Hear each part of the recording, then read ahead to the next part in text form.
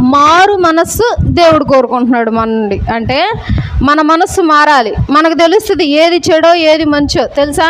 ఒకళ్ళు చెప్పక్కర్లేదు, తెలుసా మీకు ఆ విషయం?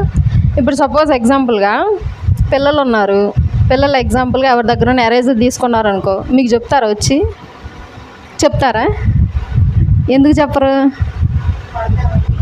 ఎందుకు కొడతారు? ఎరేజర్ తీసుకుంటే తప్ప? మీరు చెప్పారా ఆ విషయం ఆ పిల్లాడికి? చెప్పారా? అంటే ఎలా తెలిసింది ఆ పిల్లాడికి? అంటే ఆల్రెడీ మంచి చెడు మనకు తెలుసు.